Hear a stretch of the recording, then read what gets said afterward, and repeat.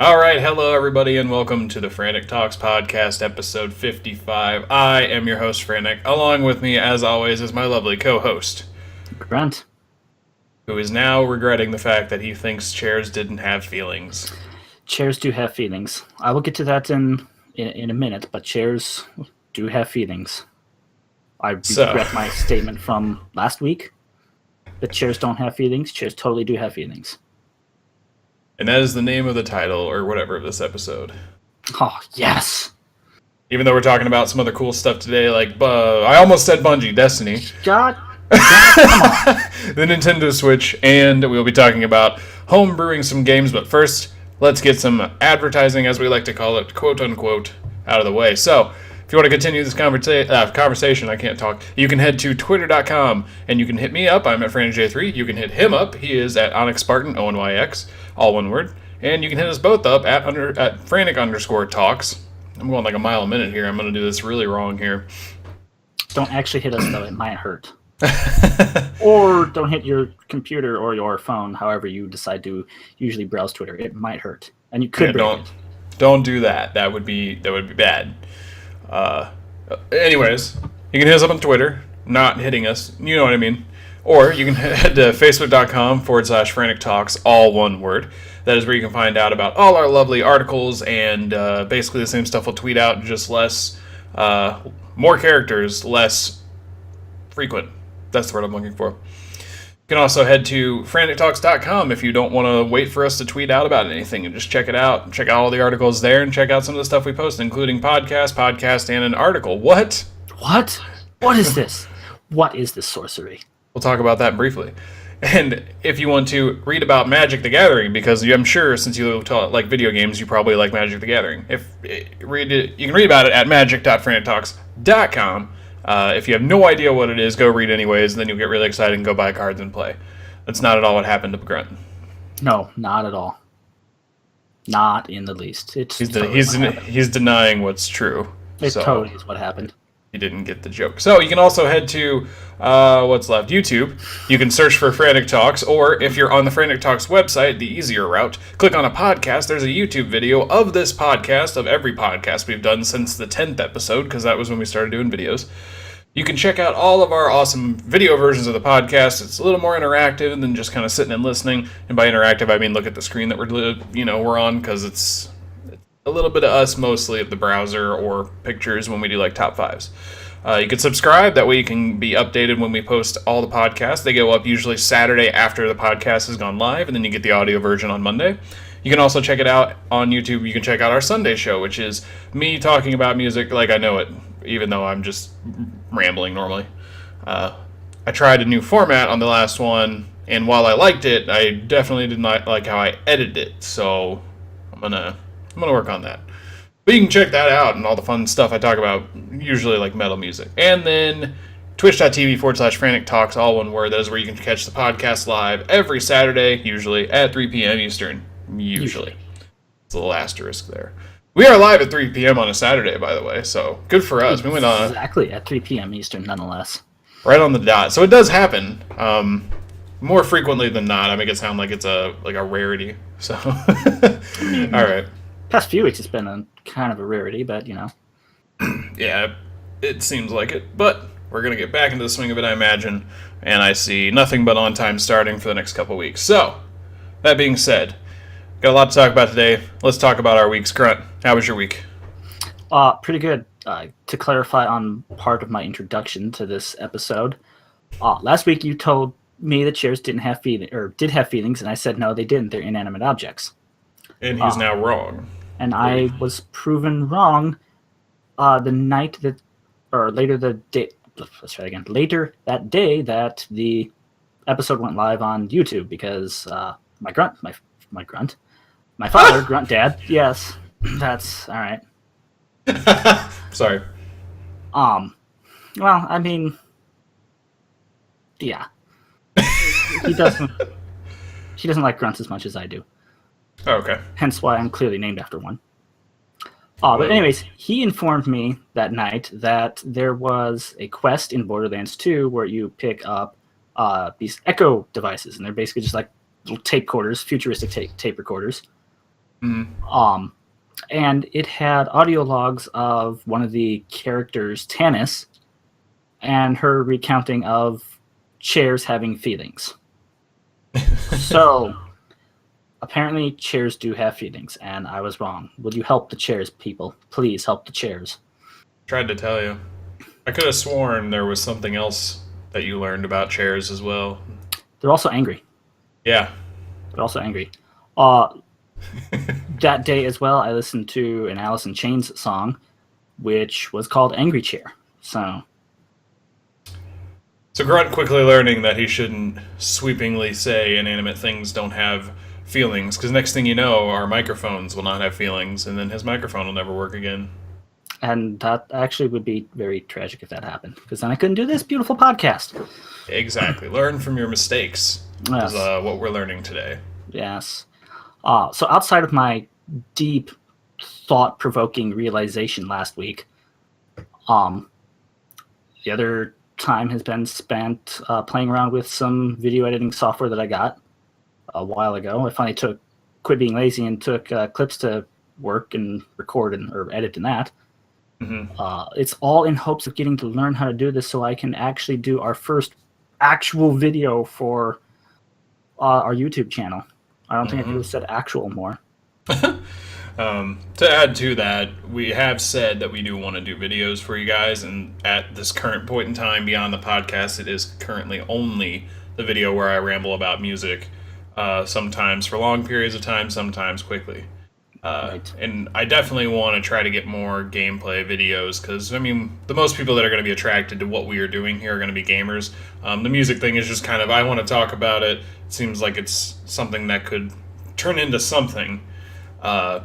So I imagine that not hitting the mark as much with the people that we attract.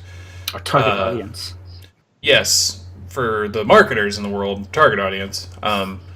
But, you know... Totally can't tell what career path I want to go into, by the way. Well, the thing about it is you, Freak Show, and I tend to like a lot of the same music. Now, I go to some extremes, Freak Show will go to some extremes, and I find that you don't necessarily, and there's nothing wrong with that. But the music we like is very different than the majority of people who play video games, I found. Just look at any Twitch stream where they just have music playing in the background. It's pretty much the Rocket League soundtrack, but different artists. And there's nothing wrong with that music. It's just what I'm going to be talking about is not even close to that. So, I don't know. Yes. A random ramble here, but overall, we are trying to bring more things to the YouTube channel is the takeaway from this conversation. Essentially, yes. Yes. I'm hoping to get that retrospective video done. That'd be cool. That's been part of my week. The other part of my week has been partially no-lifing Destiny, so I can get my last two characters up to Light 400. Good. And I successfully did that the other day. Nice. That's always awesome. Yes. So now I have 3 400 characters in Destiny. Hell yeah. I need to. I've never actually been max light level in Destiny, unless the level was increased and I reached the previous one. Get to it. Yeah, I need to. I'm at 395, I think, on my 100. No, I can get to 397, actually, with all the stuff I have. So I'm close. You can do it then. Very easily. But that has been how my week has. That's how my week has been. I can't word right now. Yeah, we're both struggling. It's okay. We'll get through this. Anyways, how's your week been? So, it's been good. Not too much in the crazy sense. Just some interesting things. I've been trying to do a lot of stuff around my apartment. It's kind of gotten out of hand here. Just off screen over here, you guys can't see it. There is a ton of magic cards laying out and around. I recently... I'm sure many can relate. I recently just built a new EDH deck at the end of last week, and I talked about it on the podcast. And after my first playtest, I decided to tweak it, add some more cards to it, go through a list, and then try to find cards I wanted. And in the same time, I realized there was another deck I'd been meaning to build, hadn't gotten a chance to, and just decided, shit, I'm going to go in on that one too. But I could not find my commander. My one copy of this card, in the roughly 8,000 cards I have, took forever to find. And so I tore apart this place looking for it because it was a gift from a friend, and I would have felt really bad if I had lost that gift. I found him. It is Zedru the Lighthearted, if anyone's curious. He gifts things away, and it's really funny. But I'm not going to go into like a deck tech or anything. That's been fun. I was actually playtesting it before this podcast against the newest built one, where I was just kind of back and forth turning. And the one I built last week is very dangerous now, and that's not a good thing. Yeah, Cedrus or Cedrus, whatever his name is. I don't know. Let's just go with both. He's terrifying, and Zedru likes to give your stuff away. So I'm trying to do stuff where I play cards, they're good for me, and then I give them away, and then return them to my hand, and then cast them again and give them away. It's my idea. It's a lot of enter the battlefield effects, so it's a fun build. And so far, the playtesting, the only issue has been answering my opponents because I'm too focused on my own strategy. So I'll tweak it, figure it out, we'll be good to go. So beyond that, played a little bit of Dungeon Defenders last night with the lady friend. We were waiting. She's in a soccer league for her work, and it happens at like 10 to midnight every Friday, which is really annoying to play soccer at. But in the meantime, I decided to. And we decided to boot up my Steam Link, which I recently ran an entire Ethernet cord through my fucking ceiling all the way down to my router so I could play Steam Link without lag. And we were playing originally Super Puzzle Platformer, and then we switched over to Dungeon Defenders. And Dungeon Defenders isn't bad. It's definitely an interesting game. I've played it before. No, I guess the first time. But essentially wave defense, and you kind of build little things, and the enemies start running in, and you got to stop them with whatever you build. And it's very cartoonish, so you're fighting like goblins and orcs and stuff. So I'm okay with the game. It's not one I'm like crazy about, but it's definitely fun when you have someone to help you because it's not a one-person game. And that's been pretty much my week. I didn't hop on Destiny because the reset looked really bad. Oh shit! I just remembered we have to do the resets. Okay. Oh, well, I hope you can find that list because I sure can't. Oh, I can pull up the spreadsheet if that's what we're talking about. You should totally do that. Well, I'm going to pop up the browser in the background here and point out that we have a new article up on the website in this past week. What? Whoa, guys! I can't believe this. Who wrote it for us? It can't be you or I. It was definitely you, but it says me because I forgot to change the author. Wow. So upset. Wow. These are my work. When we posted one of the Magic partner articles, it was written by Bob. I accidentally had me as the author again. I'm really bad at remembering that. Wow. Either way. So, Grunt wrote an article about video game movies and about how there's, the title's Finding the Balance. I mean, I can let you talk about it. I'm just going to say we talked about it briefly on a podcast, but this definitely goes a little more in depth. So I don't know what all you want to say. I don't want to like spoil the article per se. I'll briefly mention it a little bit. Whole point is I want you to go read it for yourself. Yeah. I basically talk about how video game movies have been around since sometime in the 80s. And they've been released. They've had quite a few releases since then. And the one common thing that people notice about them is typically they suck. I just go in depth a little bit about how they need to find a balance to essentially have it like a fan service to the current fans of the game series. Yeah. Yet, if you do that, it's not a good idea because money and stuff. So you need to find the balance between having it as a fan service and bringing in your general audience, your typical moviegoer. And I think there's a couple other things I mentioned there too. So. Okay. Well, cool. I'm glad. Glad you're able to give us a quick summary of that. It's a very good read. Obviously, I'm biased, but I definitely liked how a lot of the stuff you talked about in it. I think I can definitely agree with a lot of the stuff you were saying. With the Assassin's Creed movie, at least being a step in the right direction.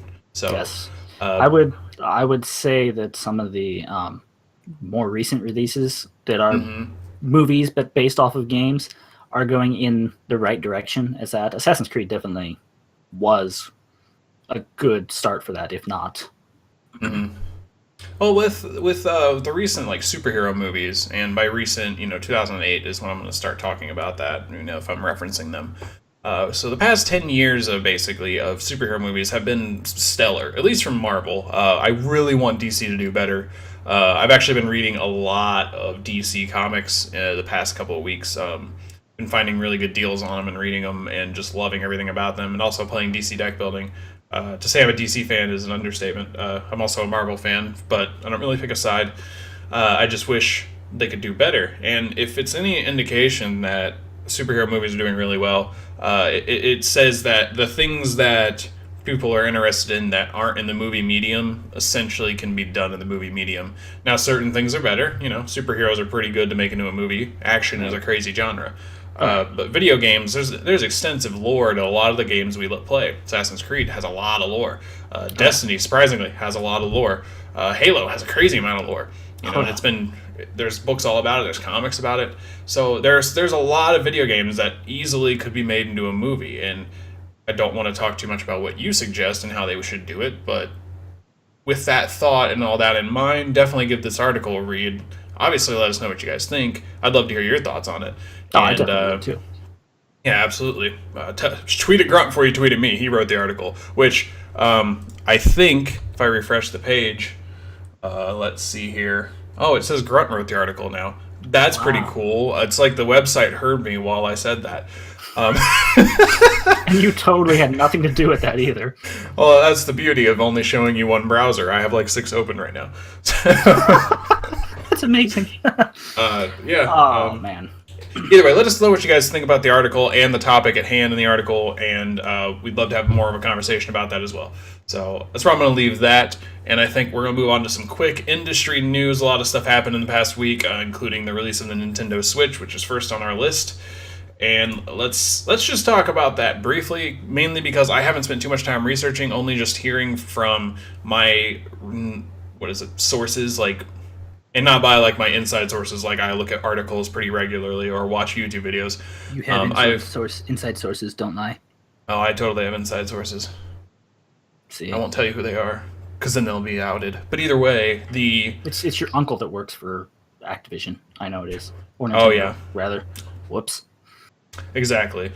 Either way, the Nintendo Switch is apparently getting some pretty good reviews. Not to say 10 out of 10 everywhere, but it seems to be getting some overall good reviews, which the time leading up to it, where we were kind of in and out of podcasts, and the last episode didn't really cover much about it, it seemed to be that a lot of things coming out about it before we got it were kind of pointing it into a negative light. But it looks like it's much better. Now, having said that, I don't own one. I probably will in the future. It was something I was very interested in, but at the moment I'm just not going to go get one. But a decent chunk of my friends have gotten it and enjoyed it, and I've seen good articles and some roughly bad articles about it. I don't know about you, Grunt, what you've seen, but I have a few friends that went and bought one. They're really enjoying it so far.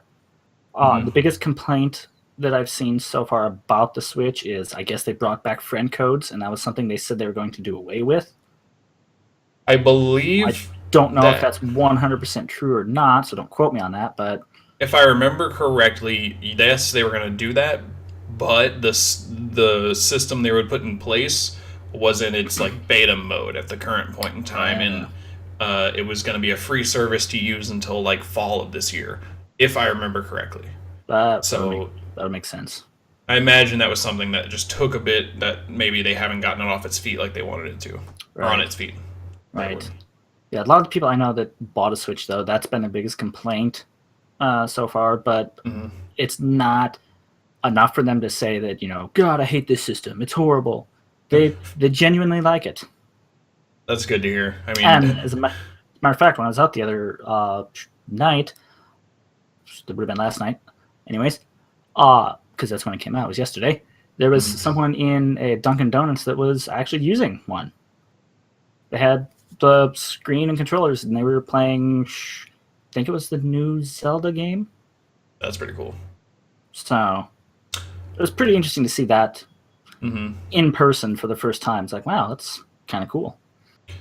Well, speaking of the new Zelda game, that's apparently, and these are my words, not anyone else's, but the best way to put it, it is the second coming of Jesus, apparently. Because it is... Thank you for saying it that way. So Polygon gives it a 10 out of 10 in this review I have up on screen, but more importantly, we're going to go to Metacritic and just show you that it has a 98 out of 100 from critics, and the only reason it's not 100 is because it got one 9 out of 10. And the user scores are a little lower at around a 7.7, or if we're going to do the same scale, 77. with a lot of good reviews, barely any mixed, and a decent chunk of negative, because I imagine there's purists or something like that, the outspoken people who don't like it. Right. Not to say that I disagree with them or agree with them. Obviously, I haven't played it, but this is getting ridiculous reviews, and apparently it's amazing. And also, what was the other one? Horizon Zero Dawn? Yes. That also came out and is apparently really, really good too. Yes. So far from what I've read online and the such is those are the two games to have right now. Yeah, so if you were looking to buy something at the moment, of course, getting Breath of the Wild, you need a whole new system. Horizon Zero Dawn came out for Xbox, yes? No, it's a PlayStation exclusive. PlayStation, that's right. If you have a PlayStation, go buy that. And the game to own on Xbox at the moment, insert name Netflix. Here. Netflix. And it's only $10 a month. Yes. Speaking of being only $10 a month and Netflix and the Xbox, I think it was earlier this week, like at the start of this week, Microsoft announced that they are going to be doing an Xbox Games Pass for the Xbox yes. One. From what I know of it, it's a $10 a month subscription that will let you have access to hundreds. Okay, that's word it the way they do. Let's not oversell this. Over 100 games to download. It'll be newer games, I'm assuming, from like top AAA publishers and developers. It will have backwards compatible games, so some like Borderlands 2, that's going to be free this month, I believe, and it's a game that I think was going to launch with this. That's pretty much all I know about it because it's in its like quote unquote testing phase to people that are in the the alpha ring of the Xbox Insider program. So yes, so I'm curious as to what that would be like. It might be something worthwhile in the end. I don't know. Now, is the best comparison that I could ask for this streaming for video games? Kind of, but you're actually downloading the games, so I'm assuming it's like, if you download a game when you have this pass, it's yours to keep. Oh, okay. So it's like Games of Gold, but yes, you're a more advanced version. Yes, exactly. Okay. More so you're paying a advanced premium on top of Gold, essentially, is the way to look at it to get more games. Okay. Yes, and I would be perfectly okay if they would bump up the cost of Xbox Live by like $10 to have that as part of a Gold membership, because that would be pretty great in my mind. Yeah, that would be really cool. Not saying you should, but you totally should. I think it'd be a good option. And in one other piece of news where we get to talking about Destiny, because you reminded me of this when you said that, YouTube TV was actually just announced, essentially, and if you're unfamiliar with what it is, I'll fill you in. Not too long ago, and the reason I say this is because not too long ago we talked about Sling TV, because I was like, for some reason, their salesperson. It's true. There are like 3 or 4 different services in that market at the moment. AT&T recently released one, like DirecTV Now or something. Sling TV, PlayStation View, and I want to say there's another one, but I could be wrong. Those are the big ones for streaming cable is what it is. It's a streaming cable service. So you, instead of paying for a 12-month contract to get cable to your house, you just stream it like Netflix, but you pay monthly, and it's like $20 or $30 depending on what you use. And then with Sling, I know particularly you add packages of different shows. Or not shows, channels. So YouTube TV is a competitor to that. And it's got its own ups and downs, but it looks like it's going to be the best of all of them, not going to lie. Because it also has the ability to hook into YouTube, and the way you look at it is you watch an episode of The Walking Dead. Walking Dead ends. If you don't want to watch Talking Dead, maybe a bunch of videos pop up on the side that are just like, check out current live streams about this. Or if you watch a DVR'd version of it, it's like, check out this, episode 7, all the Easter eggs you missed or something. It has that capability potentially. So it looks like next.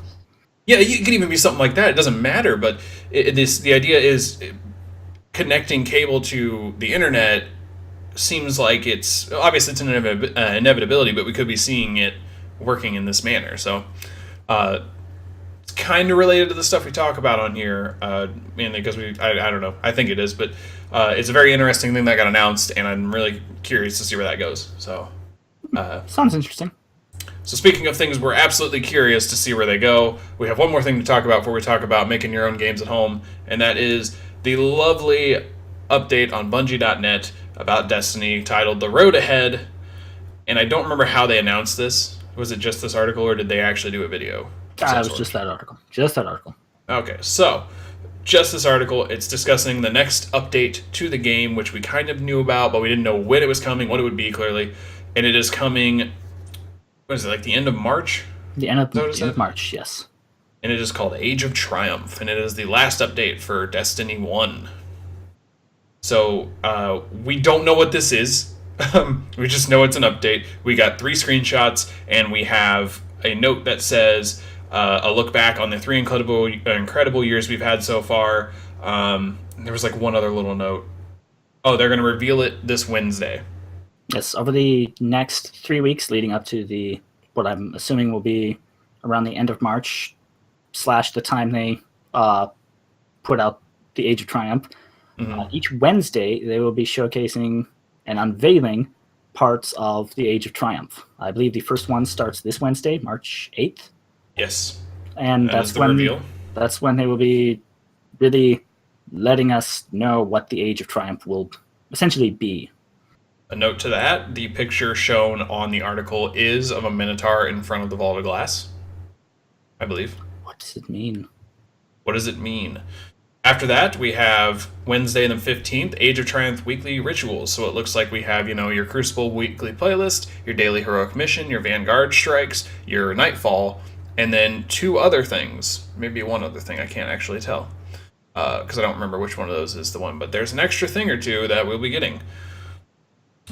And lastly, Wednesday, March 22nd, the Age of Triumph sandbox update, which just shows a Guardian wearing some interesting-looking armor, along with what many speculate to be a Vex leg.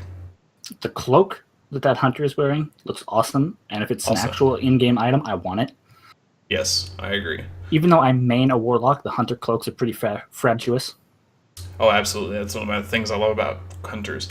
So there isn't too much to say about this. We have our own speculations. I imagine we could both share them very quickly. I'm honestly in entire agreement with Freak Show and everything he's said in our little chat that we have, which it's going to be bringing basically all year 1 stuff up to light level so you can go do it all. That's pretty much how I think it's going to happen. I forget what else he said. He thinks that some of the stuff could involve raid matchmaking. So that would make sense. And yeah, that I pretty much agree with all of that. That's what I think it'll be. Is it brings everything up to light level, so you can enjoy one last romp through Destiny's entire first 3 years at your current light level with the right challenge, and then send it out with a bang. Essentially, that's what I think it'll be. With probably some cool cosmetics. They also said, well, give me your speculation, then I'll add my last note.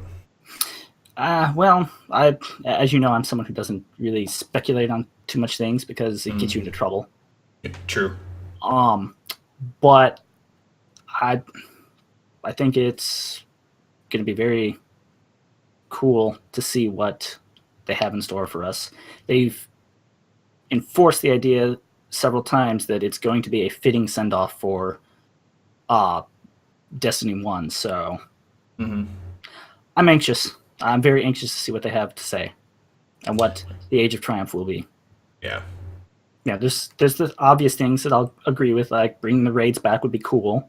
I don't know if they'll actually do that or not. I don't know if they'll have matchmaking or not, but it would be a very, very fitting send-off, especially if the second game is supposed to come out later this year.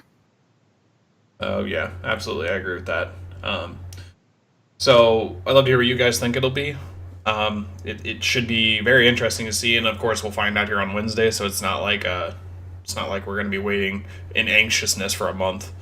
But they did say that for Destiny 2, something we have speculated on, Destiny 1 power, possessions, and Eververse-related items and currency do not carry forward. However you feel about that, that is the facts. The only thing I will say is I'm very sad Eververse stuff won't be taking forward because people have spent actual money on that, and it just goes away. Typically with MMOs, when you buy stuff in game through microtransactions, you keep it. So I'm a little upset about that. But other than that, that's entirely what I expected and I'm fine with. So. Oh yeah, yeah. It lends a little bit of possibility that maybe they're starting entirely fresh with Destiny 2. So Right, maybe like the infrastructure for some of that stuff was not going to be well supported. Could be yes, yes. I think I don't know if I said it on the last episode of the podcast or if it was just in our group chat, but I think Destiny 1 was a very huge and very good learning tool for them to figure out how to essentially make the next game. Yeah. You know, And what do they want to do, and comparing it to what the community liked from this game, so they can kind of mash them up together and make a really awesome game. Yeah, exactly. Free Show always tries to reassure me because I'm just all like, I really hope they learn from their mistakes, and he kind of is just already set in his mind they will. And that's fine. I think they will have learned. It's like, there's a lot of balancing issues now, and I hope that in the future they, can separate PvP and PvE or something. There's a lot of different things I think and want to happen, and and he every time I bring it up, he's just like, "Don't worry, they've learned," and I'm like, "All right, probably." So just think, Halo 2 is your like all-time favorite game, right? One of them. Yes. So just think, That's a good point. That was a sequel. So, yeah, it was a sequel, and they didn't even have much time to do it. exactly. And what they did do and improved on was amazing. So I imagine we are only in for greatness at this point. So, with that being said, we have one last topic that I feel like I should talk about. That's a weird background image. Weird background image. I prematurely jumped to this. We are going to make predictions. So predictions. So something that we wanted to do last week, and I totally forgot, is I wanted to show you guys something we have been doing in our little group chat for a while now, but I just started tracking. So I had to close the browser out. Damn it, the browser's gone. Oh my god, here we go again. Knew it. This is the end. It's the end of all days. Okay, that looks terrible. Let me get a little smaller in frame here. No, has to be extra fine print. Okay, so you can see all the crap I have open in the top, but either way, so what we do in our little group chat, it's just a kick chat that Freak Show Grunt and I are in, is usually when the resets and when Xur comes around, we kind of just say, oh, what do you think it'll be this week? And as of... Yeah, and that actually did happen. We were like, oh, we want the Celestial Nighthawk to come, and then it did. So as of the beginning of... Well, not the beginning, but the middle of February, I started tracking this. And there are 3 pages of this. There's the 14th, the 21st, and 28th. And what this is our predictions of what the Nightfall will be, along with the 4 modifiers that are randomly rolled, and what we think the heroic modifiers will be. And as of this recording, clearly, and in the screenshot, we have... I'm sitting at the most accurate on Nightfalls with 29 per... No, wait, sorry, that's wrong. I'm looking at the overall. The Nightfall, wow. I'm the most accurate with 40%, meaning I've gotten 6 out of 15 possible ones guessed correctly. Grunt has gotten 3, and Freak Show has gotten 1. Grunt's at 20%, Freak Show's at 6.67. Seems pretty bad, but to be fair, there's a lot that we have to pick from. And then for heroics, Grunt and I both have gotten 1 right out of 9 for 11.11%, and Freak Show's gotten 2 right out of for 22%. And for an overall accuracy, I'm sitting at around 30%, Grunt's at around 17%, and Freak Show's at 12.5%. Mainly because I've gotten a lot of the Nightfall stuff right. So to just kind of show you, like the first week, that we did this, as it loads here, the Nightfall was the Shield Brothers with Airborne, Fresh Troops, Match Game, and Small Arms. And I ended up getting Airborne and Small Arms correct. I didn't get the Shield Brothers right. I guess Taniks and, Grunt only got Shield Brothers right. He missed all the modifiers. Freak Show has not gotten a freaking thing right in the Nightfall until this past week, which he got 1 correct because we all, I think, guessed the same damn thing. Yes. If he would just stop guessing Light Switch. Well, that's his problem, is he is guessing things that aren't really in rotation. This is the first week. This week I did miss everything on the heroics, and I think I did last week too. Yeah, I've gone 0 for 0 or 0 for 3 in the past 2 weeks on heroics. I'm not good at heroics. see. Yeah, Grunt, you went 0 for 3 the first 2 weeks, and then got this week right. So that's why you and I are tied. So we have the stats going, and I imagine we'll start making note of it each week. And I do want to say that we're going to make predictions. Usually we can just like grab these out of thin air, or at least that's how I do it. And I don't have Freak Show's predictions, unfortunately. I think he forgot to send them to me. He sent them to us last week, and I forgot. But yeah, what a scrub. Grunt, do you want to make the prediction on here, or do we want to just leave it as is? Let's make the prediction next week so we can have all 3 of them. That's a good idea. So that's happening, and what I want to say is, since this resets on Tuesday and I post the podcast on Monday, if you hear this before the reset, I'd love to get your guys' predictions and get you in on this, because it's just fun to just guess what we think it'll be. It is. And when someone gets all 5 right, something good has to happen. Or when someone gets all the Nightfall right or all the heroics right, something's got to happen. I don't know what, but I think it'll be fun. So that's a thing. So quite enjoying it. Now we're going to talk about what I'd actually planned to talk about. If I can get this thing back on screen here. There we go. Get out of here. All you background stuff. Okay. So the reason this is in the background, it looks weird. Today we're going to talk about, well, not today. For the rest of the podcast, we're going to talk about homemade games. Technically today. Yeah, technically today. I just don't. It's like we've been talking for 35 minutes. Today we're going to talk about, like, oh, you went through 35 minutes of this. Good job. Some like weird reward or something. But anyways, I had the idea to talk about this. Give yourself a pat on the back. I had the idea to talk about this when, not too long ago, and I tragically could not find this article in the brief time that I looked for it, which was about 20 minutes before the podcast. Grunt had retweeted an article about making D&D or board tabletop games out of, like universes that you've been in. And I don't remember what it referenced specifically. It was making a Skyrim. It was essentially making a Skyrim D&D themed campaign. Okay. And then the article, I believe it was off of Xbox, official Xbox magazine. I'll have to see if I can find the link, but yeah, I remember what you're talking about. But that was the main theme of it, is making a Skyrim themed D&D campaign, and then they brought up some of their own suggestions for other board games and RPG games, and tabletop RPG games, I should say, that were based off of other, games and that stuff. Yeah. So that got me thinking about a lot of the things in my experience that have been, homemade like that, your own creation. And I have a couple of different instances, but the main one, there's not a main one. There's a couple that I want to talk about. So what I have on screen is an article that's talking about some cool homemade stuff. And I picked this one that's just the Settlers of Catan because someone made these like really cool 3D tiles for Settlers of Catan. And if you haven't played Settlers of Catan, it probably makes no sense what you're looking at. But it's just a randomly generated board of hex tiles like the ones he's printed there that, get a random number, and then the numbers, based on the numbers, depends on the resources you'll be getting. And it's a game of trading resources and building up settlements. It's a great game. Highly recommend it if you've never played it. It's one of my personal favorites, honestly, in the tabletop universe. But once I saw this article from Grunt, I started thinking about a lot of the stuff in my world, like gaming world, that I've experienced that's been more unique in the sense of we've improved, or we've talked about it, or we've done this.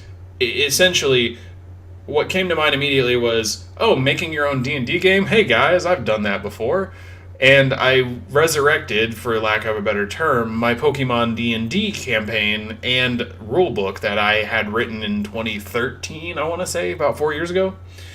And I just kind of brought it up and was like, hey, if this is actually balanced, because I don't remember, would you guys want to try it? And I've been I spent the next week running through it and changing things and rewriting some of the stuff. But overall, I'd say a 7 out of 10. It wasn't bad, but it was just this basically it took the stats of Pokemon and just kind of dumbed them down into a simple D20 system instead of a random calculation that would not work at all feasibly in a sit-down paper game. Wait a minute, I have to roll my D20. Now I have to roll this percentile die, and then now I have to add those and divide by this, and Yeah, it would have been a nightmare. And I kind of simplified it to, you just do this. Does the other Pokemon faint or not? That's all I want to know. And it ended up still being a little calculation heavy, where it's like, all right, so when you roll, you add 4 because you have a high attack stat. then you subtract their defense stat, and then from there, any other bonuses you have, that's the damage. So it got a little hazy, I guess is the best way to put it. But I didn't want it to feel like you could just overpower anything, and I'm not going to get into any more semantics of it, but that was like the first one I resurrected. And then I remembered around the time I made this game, I'd also made a card game for my friends and I that still exists, and it's in a box in this apartment, called The Race for Office, I want to say it was called. And it was a very simple card game where you're a politician trying to collect followers to win the presidency. And it didn't have much to it beyond, you draw a card, like you gain a follower a turn, you can take your opponent's follower. And there were some really funny politically themed, like split down a line, divide all of them up equally and all that fun stuff. So it had a little bit of flavor to it. And in the end, it just ended up being a derivative of two games I've played called Nuts and Poo. The idea being Nuts is a game you're well, they're funny. Made by the same people. Nuts, you're a squirrel and you're trying to protect your stash of nuts. And in Poo, you're monkeys throwing poo at each other, and that's how it works. So it ended up being derivatives of that, more or less. And so over the course of the past couple weeks, I've actually been trying to design two games that I want to try out and test. Last year, I created this game called A Night of Dungeoneering, and the idea was, instead of having to take all this time to set up a D&D game, and we all just, have all these characters that we play for hours on end, why not just jump in under whatever character class you want and play? So that was the idea. And what that ended up being was, there's 5 of you, typically. You fight against you fight on your own to the center room where there's a boss where you fight together. And that was the idea. So, you're all in your own room fighting. After you beat them, you get a cool little piece of loot. And it ended up being a really simple game that has a decent amount of mechanic to it that could be fun, and it has a lot of randomness. I have yet to, create pieces of paper, and I still need some balancing to it. And I've also created this deck building game that looks to be a co-op game where you're fighting against some big enemy. And that one's one that I definitely have faith in but need to work on. And the reason I say all this is because, one, I want to give you a backstory on why I want to talk about it, and two, so you can at least see what's possible when you escape the structure, I guess is the right words. Because when it comes to something like playing tabletop games, you may get bored of the stuff you're playing. Maybe there's only so many ways it can be done. You think maybe you could do it better. What's happened with this picture in the Settlers of Catan, and what's happened in a lot of D&D campaigns I've done, is instead of just playing how it is, people will modify and adjust their games. We played one of the first D&D campaigns I played. My friend's dad, he was the DM. He based it entirely on Elder Scrolls 3 Morrowind. All the enemies that you came across were in Morrowind. He combined them into 2. So I say this because I want you guys to be able to think about this, and it doesn't necessarily apply to video games. I mean, it can. It just takes a lot more knowledge and resources. When you're playing a game, don't be afraid to make it your own. You know what I mean? The best example I can think of in video game worlds would be self-imposed challenges. Some of them don't require in-game difficulty spikes. Others require you to just follow your own little rules, like Nuzlocke and Pokemon. Okay. And I feel like I've rambled more than anything at this point, but the idea is games do a lot for people. For me, it's one of my biggest parts of my life. I play a lot of Magic the Gathering. I play a decent chunk of video games. I play a lot of tabletop games. And I enjoy the hell out of them and always want to do more. And when I can create and do my own things to allow for a very unique experience, maybe just with my friends, not for the intention of selling the game by any means. It'd be cool if that happened, but that wouldn't be the goal. I find more enjoyment out of it. Maybe because I know I just tend to be someone who's very creative, but it's something that you should absolutely explore, because when you start exploring it and seeing things for more than just something presented to you and seeing it as something that could be built upon, I think you get more value out of it. Oh, yeah. So, I mean, do you have any specific examples you can think of, Grunt, where you've had, whether it's a homemade game or just personal influence on a game? None that I can think of. No specific examples, because I recently just got into playing, tabletop games more the past couple of years. It lends to the fact of something I talked about on my own personal site last week, I think it was, about how games, for me, over the years have become more of a social experience than just getting together and playing it because it's something fun to do, you know. Mm-hmm. And this really doesn't tie into the subject that much, but it would be, it's in my mind, it would be more enjoyable playing through something like a friend of mine has created from their own mind than, you know, oh, let's just maybe go play a couple levels in Halo or something. You know, let's go through this pre-manufactured D&D campaign that I want to go through. So while there's nothing wrong with that, it's just I would tend to favor something, you know, like a Pokemon D&D, something that someone created because it's from their mind. Yeah, and I think it does actually. What you're saying ties more into you think because, mainly because of what you mentioned in your article that you wrote on your own site this past week, the social aspect, where, like I said, if games are a big part of my life, they're no doubt a big part of your life. It's how we met. It's how Freak Show met us. It's how I've met a decent chunk of my friends. It's how I've bonded with most of my friends.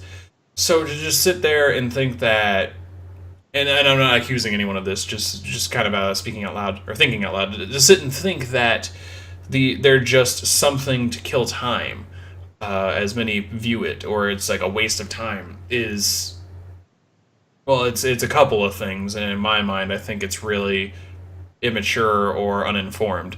But there's more to them than just playing, and I think that's the overall message I think we could get across from this.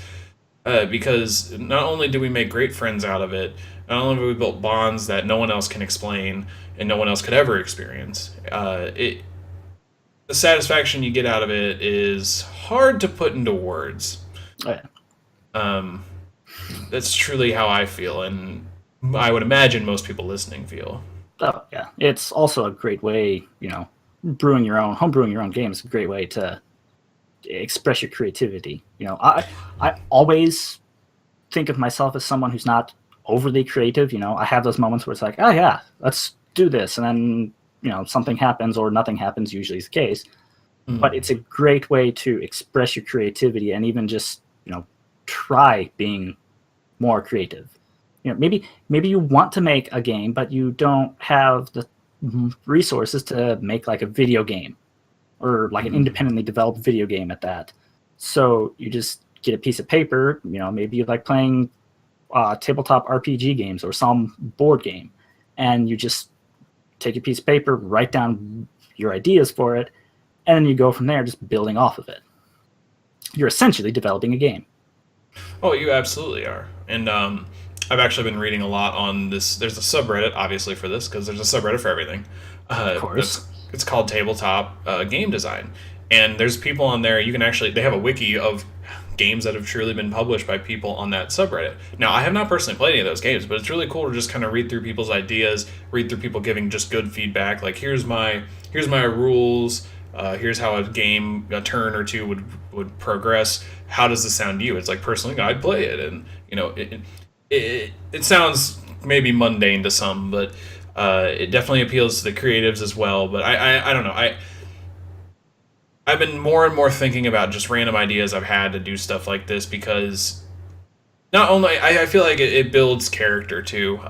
Being creative, something that may not come naturally to some. But for instance, it applies to other things. It isn't just, oh, I made a game. It's, oh, I dug deep into my mind and figured out something about this that has helped me.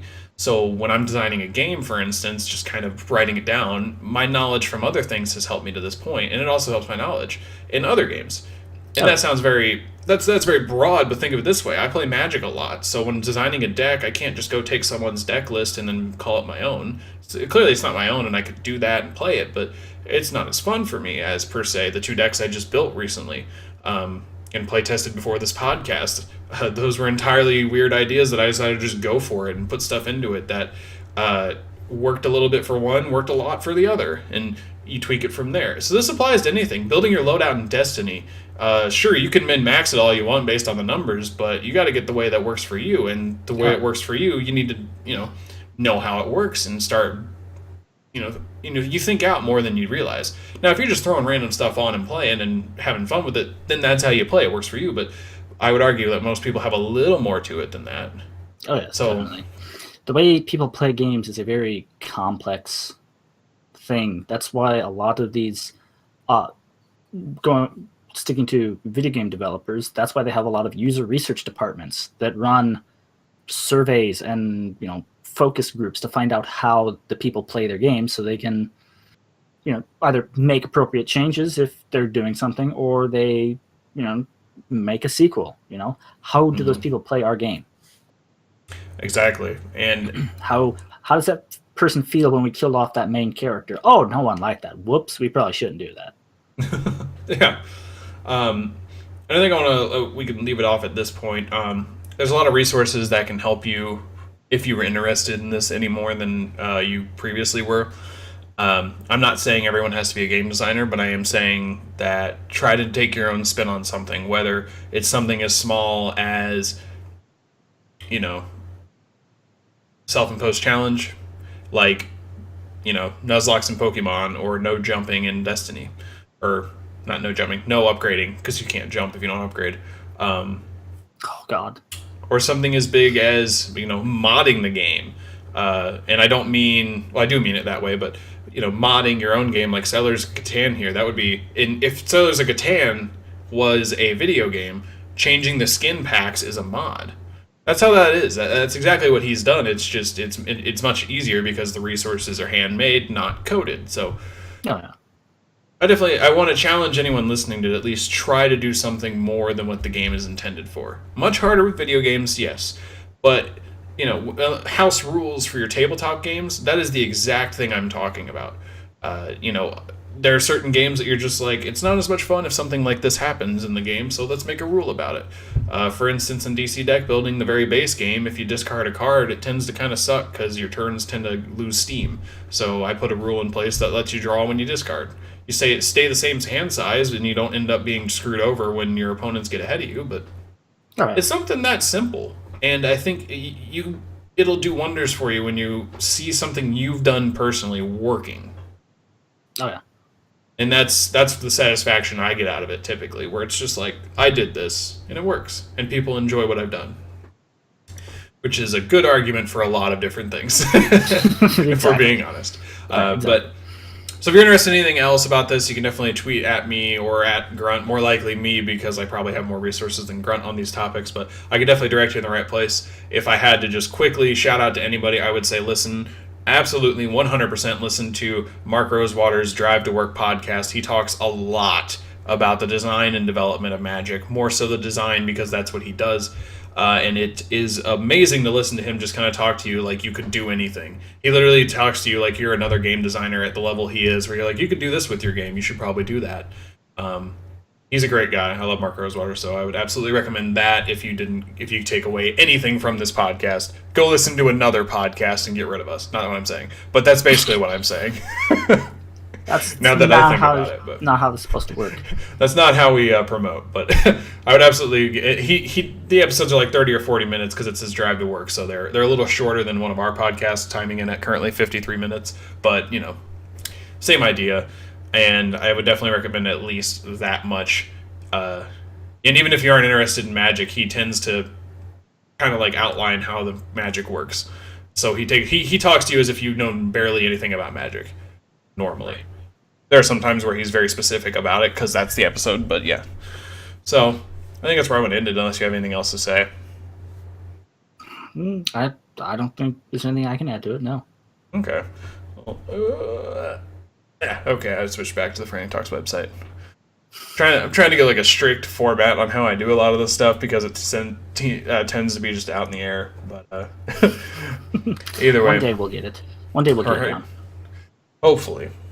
So we'll get to the, I guess, advertising. So I'd love to hear your guys' thoughts on this. I know it wasn't much of a takeaway as much as it was try developing your own game or try modding your own game. And by modding, I mean maybe adding a card to your, tabletop game you play, or even in Magic, adding a new mechanic. Commander wouldn't have happened if people weren't trying to play something that wasn't 60 card Magic. Think about stuff like that, where it's like you can try anything, and if it doesn't work, it doesn't work. There's no harm, no foul. Honestly, right. Exactly. I've tried making a few new formats in Magic. I honestly haven't gotten any to truly work, but there are a few that I've had fun with, and there are a few that are kind of just so. I'd absolutely recommend that, and let me know what you guys' thoughts are. Let Grunt and I know what you think. If you've had any cool games that you've made before that you play a lot, or kind of just hidden away in a closet because you forgot about it, let us know. I'd love to hear you guys' thoughts and ideas. I promise I will not steal them. That is not the goal. Or even just what are some of your home house rules that you have for your current games? Some Absolutely. Challenges for video games, or maybe drawing an extra card when you discard a card or whatever. Drawing a card when you discard a card. Just drawing an extra card when you discard sounds like a unfair advantage, but whatever. You just replace the card. You discard and draw. Same idea. An extra card. You discard and then draw basically 2 cards. So. Oh, well, yeah, that'd be interesting depending on the game. Yeah. So either way, before we dive down that rabbit hole for no reason, let us know, like he was saying. I'd love to hear what you guys do. If there's like a Catan rule you have or something, just any games we've ever mentioned, I'd love to hear your thoughts. And games that we haven't mentioned before, because there's a chance I've probably played it. So that being said, let's move on to advertising, as we always like to call it. If you want to talk about all that stuff we just mentioned, probably the easiest place would be Twitter. I'm at FranticJ3. He is at Onyx Spartan, ONYX Spartan, all one word. And you can hit both of us up in less characters at Frantic_Talks. That is the official Frantic Talks Twitter account. You can give that a follow, like the tweets, retweet the articles and stuff if you want more people to find out about us. That'd be awesome if you did, because we do it too. And maybe you're tired of seeing it. And you're just like, if I retweet it, I won't see it. How that works. That's a weird motivation, but do it. Just go for it. Facebook.com/Frantic Talks, all one word. That is where you can check out basically the same stuff on Twitter, just in a more Facebook format, naturally. You can also head over to FranticTalks.com, which is up on the background right now. Check out the new article Grunt posted, Video Game Movies, Finding the Balance, a very interesting topic. Love to hear your thoughts. You can also check out all of our podcasts on the website and other articles we have written. If you head over to magic.frantictalks.com, you can learn about this wonderful thing of magic that we seem to be more and more talking about. Along the lines of YouTube, you can head to podcast number 54 here on screen. This is what I'm pointing at and reading, so I'm just going to keep talking about that one. Game Developers Testing Games. If you click on that, you can get in there and check out our YouTube channel, because the YouTube video of the podcast is in there. Click on it, head over to YouTube, subscribe, check out our other videos, which is just podcasts and our Sunday show where I talk about music. Hopefully, I was about to say soon it's going to be more than that. We got a video editing master on the other side of the screen over there. That's him. Wouldn't call me that. I had troubles adding text into a video the other day, which I should share that because that's pretty hilarious. I mean, a very hilarious encounter in Minecraft when I was playing it a couple months ago with a creeper. Oh boy, I want to see that. Also, you know how to do it now. Yeah, I do actually. Trial and error, the best way to do it. But anyways, that'll be YouTube. You can subscribe there. If we get 100 subscribers, I don't have to tell you this long, outdrawn process. One, because we subscribe, but 2, because we get an official URL. Then you can head over to twitch.tv/Frantic Talks. Give us a follow. We go live every Saturday, usually at 3 p.m. Eastern. Usually. Asterisk. So, that does it. I mean, you can subscribe on iTunes. That's in the same podcast area. Really, you just need to search Frantic Talks or go to the website. You'll find it all there if you ever need to. Basically. Look up Frantic Talks, or go to the mothership. Mothership. Called the mothership for a reason. It's got everything you need. So exactly. That being said, before we hit time here, I think that's about where we need to end it. Any last words before I kill the podcast? Don't kill the podcast. For a week. All right. Well, I suppose you could kill it for a week. Okay, let's get it. Pull that. All right. Either way. All right, guys. I'm Frantic. I'm Grunt. Grunt believes in chairs, and we'll see you next time. Chairs are real.